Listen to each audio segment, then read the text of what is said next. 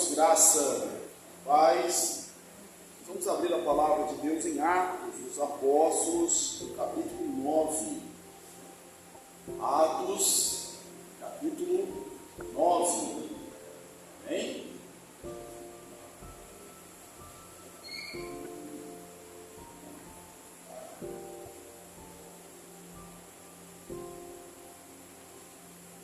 À medida que os irmãos encontrarem o texto, eu os convido a se colocarem de pé em reverência à palavra de Deus. Atos 9. Nós vamos ler do versículo 1 até o versículo de número 19. A versão de Saulo, a visita de Ananias. Saulo, respirando ainda ameaças e morte contra os discípulos do Senhor, dirigiu-se ao sumo sacerdote e lhe pediu cartas para a sinagoga de Damasco, a fim de que, acaso achasse alguns do que eram do caminho, assim homens como mulheres, os levasse presos para Jerusalém. Seguindo ele a estrada fora, ao aproximar-se de Damasco, subitamente uma luz do céu brilhou ao seu redor. E caindo por terra, ouviu uma voz que lhe dizia: Saulo, Saulo, por que me persegues? E ele perguntou: Quem és tu, Senhor? E a resposta foi: Eu sou Jesus, a quem me persegues?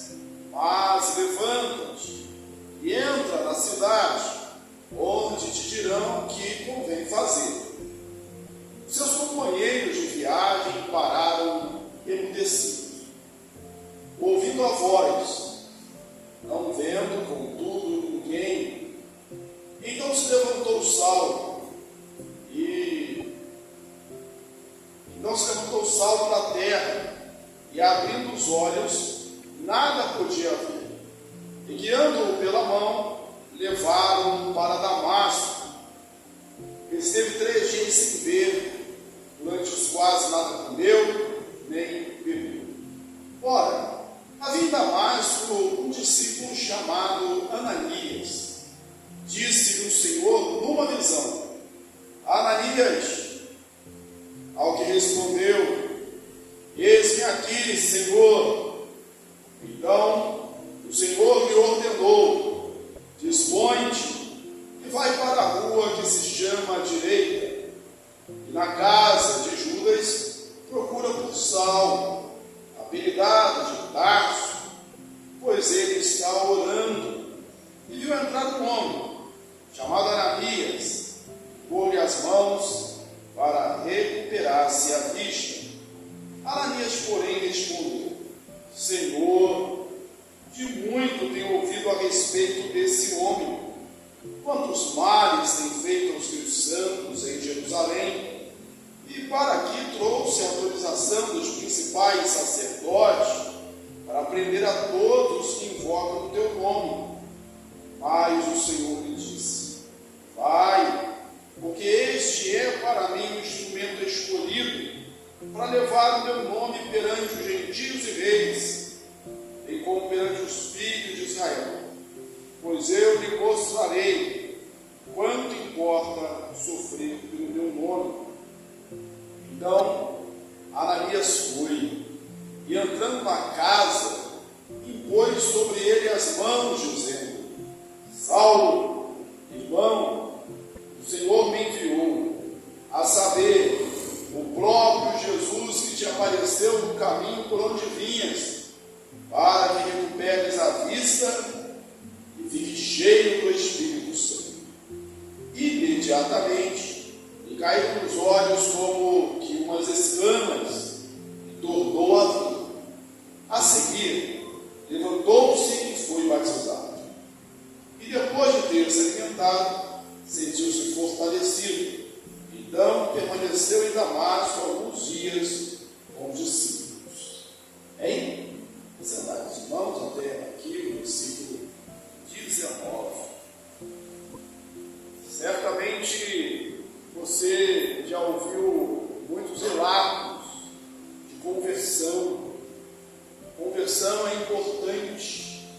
E a gente pode afirmar que toda conversão é importante, mesmo porque foi o Senhor Jesus mesmo que disse que a festa no céu quando o pecador se arrepende.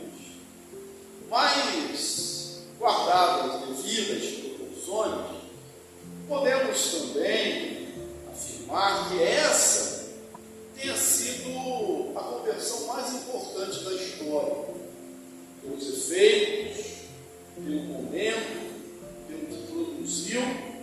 Se não a mais importante, certamente a mais famosa da história, a conversão de Saulo de Tarso. Essa conversão é tão importante nas Escrituras que ela é repetida 3 vezes. A sua narrativa é repetida 3 vezes e você deve ler os textos. A gente vai usar Atos 9, mas você deve ler também os outros textos, que são Atos, capítulo 22, quando Paulo é preso em Jerusalém, a multidão está ali alvoroçada, querendo linchá-lo, e ele pega a palavra e começa a discursar. Quando ele discursa, ele fala do seu zelo religioso, de como ele perseguiu os cristãos, de como os sacerdotes eram testemunhas disso. Ele narra de novo a sua conversão. Inclusive, alguns detalhes que normalmente a gente fala na conversão de Paulo não estão em Atos 9, mas estão presentes nesses outros textos. Como, por exemplo, que essa luz que brilhou, ela brilhou ao meio-dia. Era mais forte do que o sol ao meio-dia, mostrando o caráter sobrenatural. Depois a gente vai ter essa conversão no outro discurso, agora perante o rei Agripa, em Atos 26. E ali naquele texto ele diz que a voz falava com ele em hebraico. E aí já nos dá uma orientação, um ensino, um esclarecimento do por que motivo as pessoas que estavam com Paulo viram a luz, ouviram a voz, mas não compreenderam. É porque, segundo esse texto de Atos 26, no discurso perante Agripa, ele falava em hebraico. E o povo judeu agora falava no aramaico. Isso vem desde a época do exílio babilônico. Quando o povo voltou do exílio, os judeus voltaram do exílio, eles voltaram falando a língua daqueles que os oprimiram, daqueles que levaram para o cativeiro, o aramaico. E quem falava o hebraico? Os doutores, os religiosos, os sacerdotes, os escribas, os mestres. Então, eles, o Atos 26 dá-nos conta de que a voz falou com ele em hebraico.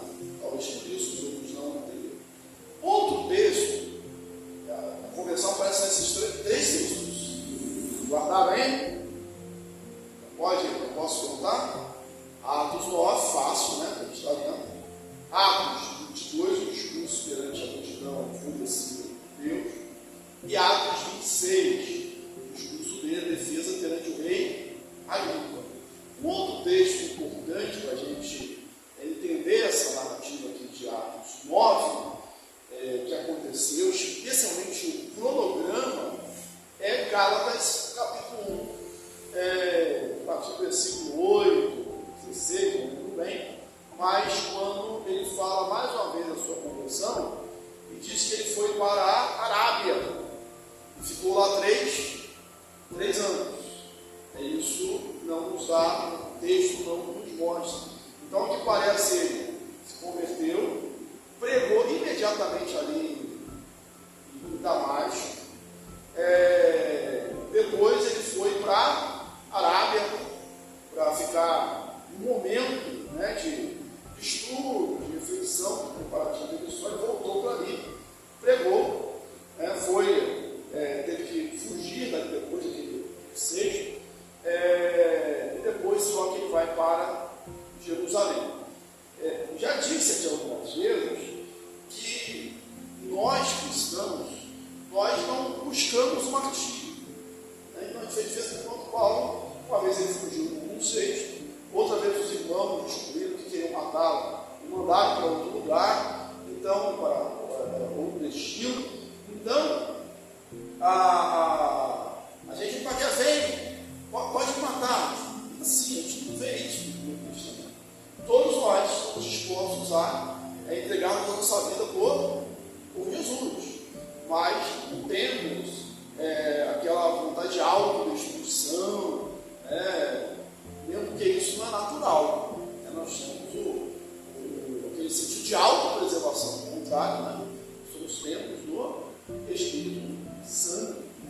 Então, Paulo é um judeu natural de Tarso da Cilícia, uma cidade acadêmica, perdia talvez para Alexandria, filosóficos, mas Paulo ele se gaba, ele de vez em quando ele lembra disso. Olha, eu sou natural de Tarso, sou da Cilícia. O que está querendo dizer com isso? Olha, eu tenho formado na cultura grega. Eu conheço filosofia. Então, do lado grego, do lado acadêmico, humano, usando essa linguagem, ele era formado, ele tinha a boa reputação. Bem como na sua cultura hebraica. Como judeu, ele fala: eu sou fariseu de fariseu. Eu sou formado aos pés de Gamaliel. Então ele chega a dizer em outro lugar que ele sobrepujava todos da sua idade. Então, mesmo nesse discurso aqui, perante os dons de Jerusalém, ele diz: olha, os sacerdotes, eles são testemunhos do meu zelo. Só figura desconhecida. Tanto é que ele pegou carta dos sacerdotes para ir até Damasco e prender aqueles que eram do caminho. Até então, os cristãos não tinham sido chamados de cristãos, se chamavam de judeus. Não havia uma organização cristianismo, eram aqueles da seita do Nazareno, eram os do caminho. Ele pega a carta para prender. Ele diz isso diversas vezes: persegui-os até em terras estranhas, até em terras estrangeiras. Ele não se limitou a Jerusalém, ele transpassa, ele vai além dos limites, perseguindo. E não matou um, matou vários. A gente tem aqui em Atos 7, isso foi um texto importante, porque introduziu essa figura de Saulo. Estevão, cheio do Espírito Santo, expulsado, não podiam resistir à sabedoria com que ele falava. Talvez certamente entre esses estava Saulo, porque o texto vai dizer que eles deixaram as suas vestes aos pés de um jovem chamado Saulo, e ele diz que ele dava voto na morte de muitos santos, não só de Estevão, mas de outros. E pegava mulheres e crianças, homens e mulheres arrastados para prender e depois certamente serem mortos. A gente vê também que ele possivelmente era um membro do Sinédrio, porque ele votava. Bem, aí ele vai com carta para Damasco, para perseguir, prender todos do caminho. Ele vai com autorização da maior corte, da maior autoridade judaica, que era o Sinédrio. E o que Damasco? Damasco estava a cerca de 200 quilômetros de Jerusalém. Segundo Flávio Josefo, historiador, ele diz que em Damasco havia muitos judeus e muitos prosélitos do judaísmo. Então ele vai com essas cartas, ele quer ter cooperação, ele quer ser recebido, ele quer ter uma base ali para das sinagogas saber quais dos judeus, o primeiro evangelho foi pregado entre os judeus, quais dos judeus tinham se convertido, né, para ele levar para Jerusalém para serem julgados. Então ele vai com cartas, ele vai com autoridade.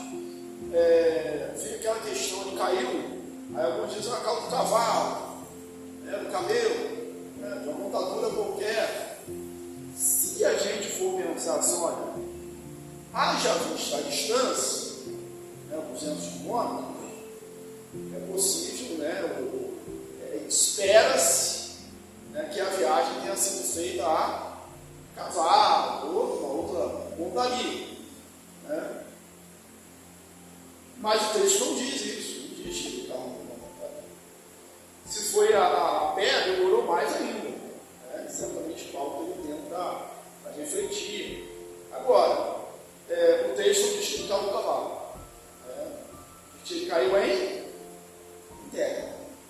Se foi de cavalo ou não. Ele não disse nenhuma das três passagens que aparecem em Atos 9, em Atos 22, nem em Atos 26. É possível? É possível. Mas o fato é que quando ele entra na cidade, aí se ele caiu do cavalo, não botaram ele em cima de novo. Porque ele entrou com o pessoal segurando ele pela mão. Inclusive, acho que já estava um dos outros dois textos, os 2 e 26, diz que ele estava próximo a Damasco, estava entrado na cidade quando isso aconteceu. Irmãos, há alguns, inclusive o William Barton, que é um comentarista que eu gosto muito, diz que a luz, essa luz, talvez tenha sido que o ar frio, o ar quente da planície, encontrando com o ar quente da planície, encontrando com o ar frio das montanhas, produziam descargas elétricas, teria sido mais ou menos isso. Eu penso nisso, a Bíblia não nos diz isso. Possível que Deus use fenômenos naturais? Possível, mas a gente crê que Deus é poderoso para agir, que não foi uma luz, não foi uma luz natural, luz produzida por fenômenos naturais, as pessoas conheciam, aqueles homens deveriam conhecer, foi algo extraordinário. A Bíblia diz que foi mais forte do que o sol ao meio-dia, a ponto que ofuscaram, e isso é um fator relevante. Vejam porque, vamos pensar aqui na gente aqui. Só que depois da escola dominical, a Marina saiu da igreja, fechou tudo, aí ela, sabe aquele toque que eles têm? Será que eu esqueci que tu vai conferir se o ferro está ligado 10 vezes, se tipo gás, etc. Aí ela saiu e, será que eu esqueci a luz do templo acesa?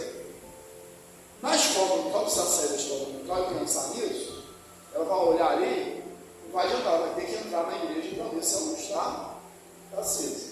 Agora imagina a mesma cena de noite, pagou tudo, fechou tudo, cachorro pagou, ela conseguiu deixar a luz do templo acesa. Ela precisa vir aqui dentro para conferir se está acesa? Ela olha ali de fora, se estiver acesa, ela sabe logo. Porque de noite a gente percebe a luz com mais facilidade, um flash do celular, de uma máquina fotográfica. De dia a gente não percebe, de noite a gente percebe com facilidade. Você que dirige, se ao meio-dia um carro, uma direção contrária, passar por você com farol alto, você não vai nem perceber. Agora, se você tiver um pouquinho mais de sensibilidade, isso for à noite, vai ofuscar a sua visão. Então, essa luz brilhou mais forte do que a luz do sol ao meio-dia. Eu acredito e entendo que uma forte impressão ficou em Saulo com a morte dos cristãos, sobretudo com a morte de Estevão. ser apedrejado. Primeiro que a fisionomia dele, quando ele expulsava, era como de um anjo.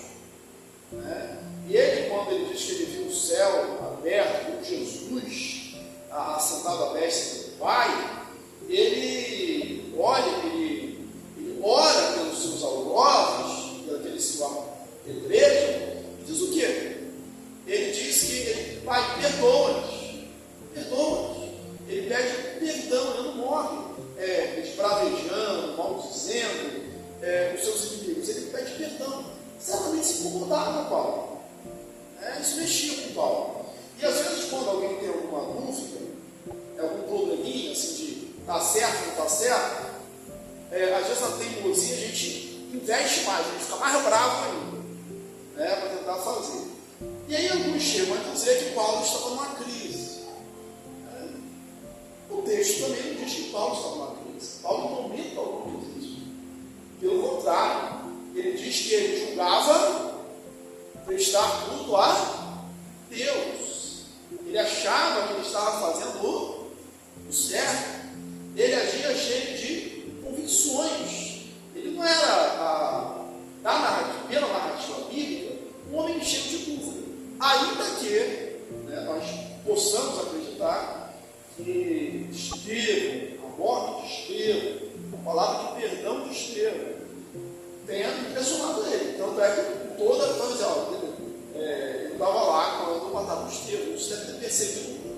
Ele não com certeza perseguido Paulo durante todo o seu ministério. Inclusive ele mesmo disse: olha, não sou digno de ser chamado apóstolo, pois persegui a igreja de Deus. Isso não nasce na nossa mente.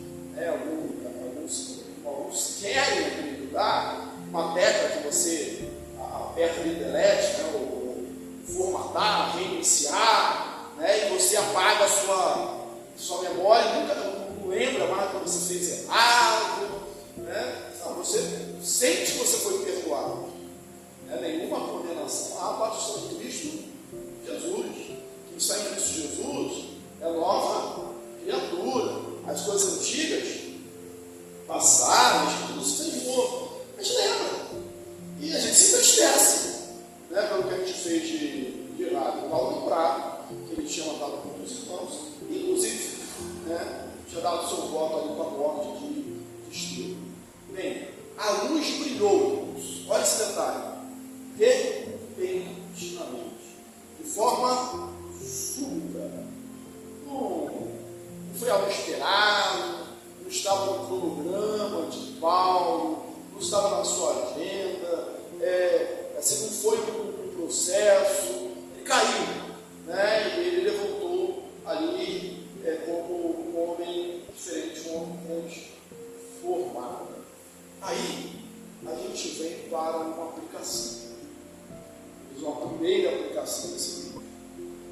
Pense em alguém que você acha difícil de aceitar Jesus. Pense em alguém, pode ser no seu fala, tá? Pensa no seu grupo pessoal, ou então mesmo no cenário nacional ou internacional, uma figura que seja assim, tipo do anticristo na sua mente. Alguém que persegue a igreja, alguém que está sempre falando mal dos crentes. Pensa, irmão, se Deus fez isso com Paulo, e Paulo era, olhando por esse mundo, a pior espécie, ele pode fazer, ele tem poder para fazer isso com qualquer um. E pode ser de repente. Você pode dormir hoje, acordar amanhã com a notícia de fulano, ditador não sei da onde, Beltrano, que era ateu, agnóstico, filósofo, não sei das quantas, se converteu e está pregando o evangelho.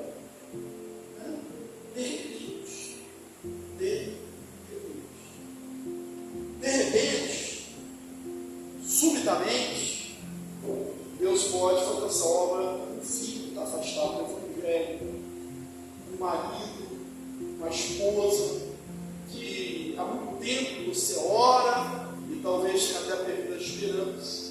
Você perdeu a esperança por quê? Não estou vendo progresso. Mas não precisa ver progresso. Pode ser de maneira, às vezes ele tinha progresso, mas às vezes pode ser como Paulo aqui. Subitamente. Paulo não estava indo para uma reunião de oração, Paulo não estava indo para um encontro de casar, não, vai ser viúvo, né? E se ele era menino soneto, deveria ser solteiro. Pelo menos séculos posteriores tinha que ser casado, né? Mas enfim, ele não estava indo para um retiro, né, para um simpósio, ele não estava indo para um debate, assim, vamos discutir a seita dos nazarenos e ver os seus fundamentos conforme a teologia dos pais, dos patriarcas, vamos ver se há alguma forma de aceitá-los no nosso meio. Não estava indo para uma discussão, ele estava indo com carga para aprender. Subitamente. Depende. Um estalar de dedo, um piscar de olhos, ou um cegar de olhos, se você preferir. Né? Tudo. Tem uma propaganda assim, não tem que eu ouço, mas tem uma rádio, acho que é Band News, né? Uma vez estava. Eu não costumo uma vez também. Estava no Uber, né? Estava ligado lá. E toda hora, eu não lembro muito bem das notícias, mas eu lembro assim de uma chamada, um segundo, tudo pode mudar. Falava o nome da rádio, né? Já falei aqui, e num segundo tudo pode mudar. Isso aí, num segundo, tudo pode mudar. Deus pode converter essa pessoa pela qual está orando uma vida inteira. Ou por alguém que é um opressor, que vai passar de um Paulo, de perseguidor, para perseguido. Então, ele cai e ouve aquela voz e fala com ele: Saulo, Saulo, porque me persegues? Antes de ir pela outra texto que ele falou em hebraico. Isso vai só Saulo, essa repetição Saulo, Saulo, talvez seja para demonstrar a velocidade, carinho, a permissão. Saulo, Saulo. Até hoje a gente fala assim, tenta falar com alguém, né? Fulano, a gente repete para não estar cansado de falar, está querendo que a pessoa mude. Então, Saulo, porque me persegue. Pensa nessa pergunta: por que persegue? Tem umas coisas que a gente precisava parar, ainda que todos nós somos cristãos aqui, mas para responder uma pergunta. Essa simples pergunta: por que você faz isso? Tem algumas coisas que a gente faz, algumas lutas nas quais a gente está engajado, que não foi Deus, a gente até pensa que foi Deus que pediu para a gente fazer, e a gente teria que parar por um momento, respirar. Por que eu faço isso, hein? Por que eu ajo assim? Seja no trabalho, no meio dos amigos, na vida social, no meio da família, em casa. Por que eu ajo assim? Pensar na criança. Por que não discutir? Discutir, tirar zelo. Ele perseguia o nome de Jesus. Ele não estava preocupado só com os cristãos. Ele diz: eu julgava que ele fazia muitas coisas contra esse nome. Ele queria realmente, ele achava um perigo no nome de Jesus. Morto, crucificado, morto, ressuscitado, ainda que entre os judeus, entre as pessoas daquele tempo, havia outros relatos, do vazio, de outras histórias, roubaram o corpo de Jesus, como um sono, um desmaio. A igreja crê, quando tinha sido criado, que ele ressuscitou. Como Paulo mesmo diz, apareceu a mais de, como Lucas mesmo diz, apareceu a mais de 500 irmãos durante mais de 40 dias. Então a gente crê nesse milagre. Esse Jesus não porque me persegues. E aí a gente tem essa questão: Paulo perseguiu Jesus? Não, ele perseguiu os discípulos, os do caminho, como ele mesmo fala. Mas por que ele fala? Por que Jesus fala isso? Irmãos, quem persegue os crentes persegue Jesus. Quem persegue a igreja persegue Jesus. A gente está falando da igreja, instituição, nós estamos falando da igreja como místico de Deus. Quem persegue a igreja persegue o Senhor Jesus. Por isso Jesus disse: Saulo, Saulo, porque me persegue. Deixa mais aqui nos esclarecimentos, já que eu falei Paulo e Saulo, os irmãos já sabem que Saulo e Paulo, né, eram dois nomes para uma pessoa que, diferentemente de Abraão para Abraão, Jacó para Israel, o nome de Saulo não foi mudado com uma aparição, com uma visão, com uma revelação. Não aparece isso na Bíblia. O que acontece é que Saulo, ele tinha os dois nomes. Ele diz que ele era romano de nascimento, né, tinha o nome romano, né, Paulo, e ele era também judeu, filho de pai e de mãe, e tinha o nome hebraico, que era Saulo. Então, até uma questão de lógica, como enviado do Sinédrio, a alta cúpula do judaísmo, né, composto de 71 membros, sacerdotes, escribas, sendo o presidente do sumo sacerdote, ele vai com o nome Saulo. Agora, quando ele vai para os gentios, na poligama, o nome que mais aparece é o nome romano, talvez até como uma forma de se defender, né, porque não podiam prender nem matar um cidadão romano. Tanto é que ele apela para César, e é assim que ele chega em Roma. Então, cego, né? Quando se levantou, estava cego, né? Jesus, eu sou Jesus, aqui que persegue. Irmãos, não existe, e Atos dos Apóstolos não é um texto, não é um texto doutrinário, um texto que aconteceu na vida da igreja, que chama São Relato. Não existe um modelo de conversão, assim, uma forma errada de interpretar. A gente diz assim, já ouvi gente dizer isso. Se você não sabe o dia e a hora, ali o minuto que você se converteu, você não é crente. Eu ouvi gente falar assim, né? Então, tem muita gente aqui que prega, que é missionário, que faz. Não é crente, então. Isso é um erro, porque não existe. Isso não é um modelo da conversão.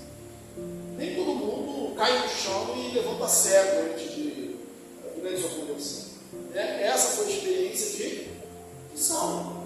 A sua experiência, mas todos nós temos um encontro, né, com o Senhor Jesus. O Espírito Santo aplica essa verdade, né, do Senhor, da sua ressurreição, do novo nascimento na nossa vida, mas não existe um outro. Aí, olha o que acontece. Ele entra na cidade, segurado pela mão. Veja bem, aquele que veio respirando ameaças, isso não tem, vamos falar assim, o texto começa assim: Paulo respirando ainda ameaças. Paulo respirando ainda ameaças. Ainda porque a gente acabou de ver a morte de Estevão. Respirando ainda ameaças. Parece que está como um animal, né? Está bufando, está enfurecido, está fora de si, né? Está ensandecido, né? Está com sangue nos olhos, assim está. E é com essa vontade que ele vai para Damasco, e com carta, né? Com autorização. E ele devia entrar em Damasco com essa fúria, né? Com um furioso perseguidor. E como ele entra? Segurado pela mão. E qual foi a orientação dele?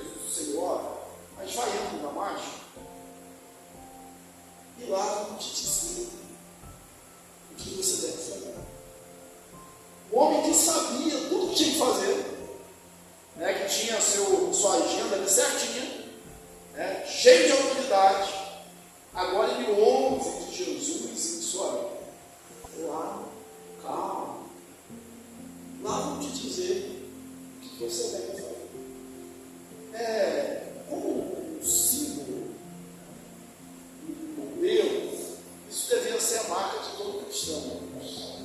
O cristão é aquele que não faz mais aquilo que quer, o que pensa ser o certo.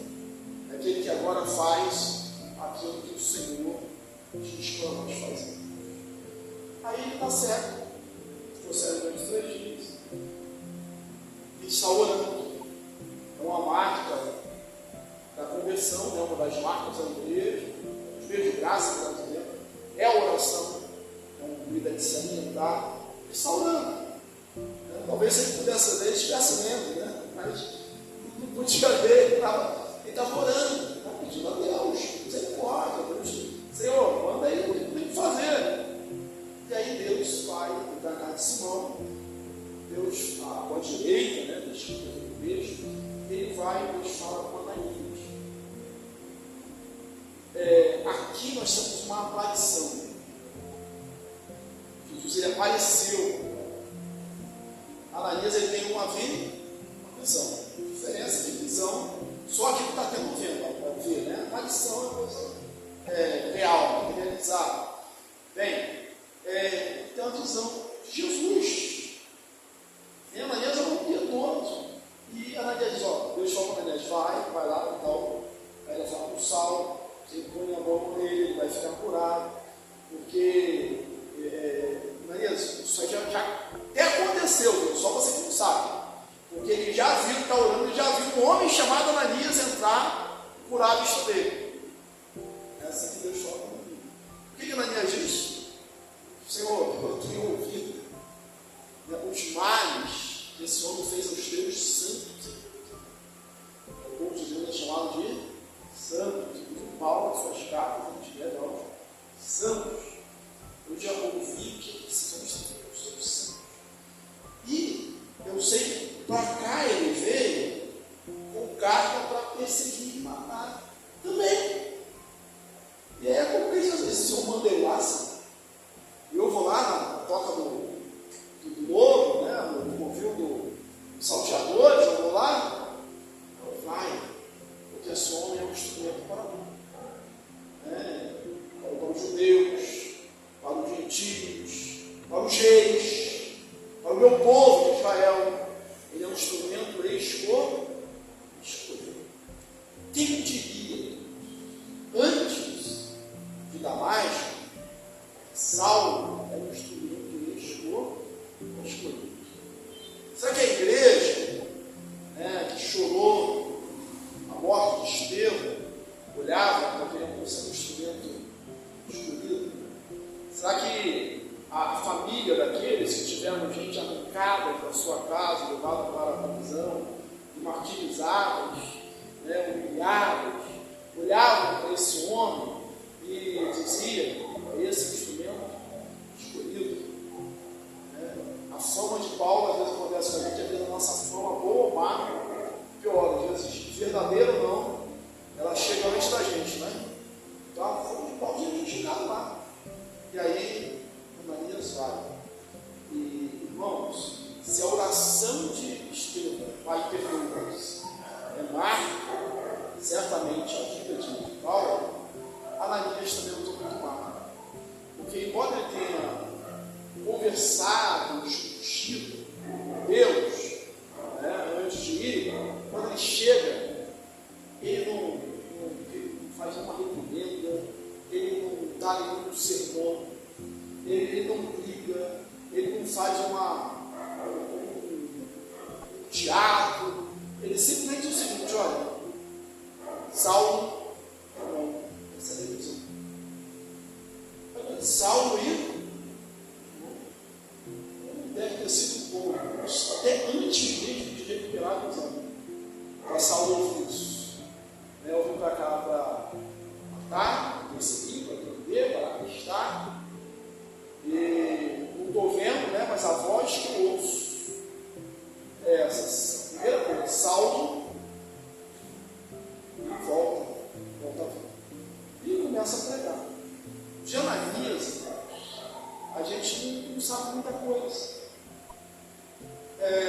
Vou dizer que ele é um leigo, porque aqui todos eram leigos, né, no história da igreja, né, os apóstolos, né, não havia essa formação ainda, né, mas ele não era um ordenado, você não era um apóstolo, não foi um diácono, não isso, um piedoso, está na casa dele orando. Também a Bíblia não diz muitas outras coisas que Ananias tenha feito, mas Ananias foi um instrumento de Deus para receber o apóstolo Paulo no meio da igreja. E recebeu Paulo, talvez tenha batizado Paulo, ele foi batizado. Foi Ananias. Esse homem talvez desconhecido. Isso revela-nos, anima-nos, dizendo: olha, Deus usa os seus instrumentos famosos, não, capacitados, culturalmente ou não, ordenados ou não. Deus usa e usa para grandes coisas conforme a sua vontade. Então, esse homem que é uma figura ali entre os diáconos, entre os apóstolos, é um homem usado para receber Paulo. E a igreja, em toda a sua história, é construída assim, por pessoas anônimas. Maria está com o nome dele aqui, mas são pessoas não famosas. Você vai contar a nossa igreja com 40 anos. Aí a gente não escreveu, né? Mas se a gente fosse escrever uma história, a gente fosse contar assim: foi o pastor na organização da igreja, o reverendo fulano de tal, e depois foi o reverendo fulano de tal, o reverendo fulano de tal, o fulano de tal, até chegar aqui o reverendo José. Não é assim que a gente escreve a história? Sim. Mas foram os pastores que construíram a história da igreja? Não, a história é construída por todos os irmãos. E muitos, talvez se entregaram tanto quanto, até mais do que muitos de nós. Histórias. Esse grande exemplo de Ananias. Então, meu irmão, faça a obra de Deus, esteja em oração, esteja buscando, queira fazer a obra que Deus pode te usar para orar como Paulo. Por alguém que vai ser uma grande bênção na igreja. E tire um momento hoje, ainda, para orar por aquele caso que você acha impossível. E não desista, porque pode ser subitamente, ou de repente, que não seja preciso ninguém cair no chão, mas se for preciso, Deus pode derrubar no chão, usar a expressão, pode fazer cair do cavalo. A gente fala assim: fulano caiu do cavalo. Pode fazer cair do cavalo para levantar-se com uma nova criatura e experimentar como Paulo. Dura coisa é recalcitrares contra os aguilhões. A figura do campo, na época, o boi puxando ali o arado, que estava tocando com um aguilhão ali. Esse animal, quanto mais ele escoceasse, quanto mais ele batesse, esse coice, mais ele se feria. Deus estava falando para Paulo do sono. Eu estava assim, para resistir como um boi bravo, mas agora o boi bravo não vê, virou pregador e descobriu, acho que ninguém como Paulo descobriu quanto importava sofrer pelo Evangelho. Na semana que vem, a gente vai falar de dois casos importantes. Volta aqui rapidinho, o protagonismo para Pedro, a cura de Enéas, que Jesus Cristo cura, e a ressurreição de Tabita, ou Dorcas. Bom, que Deus os abençoe ricamente.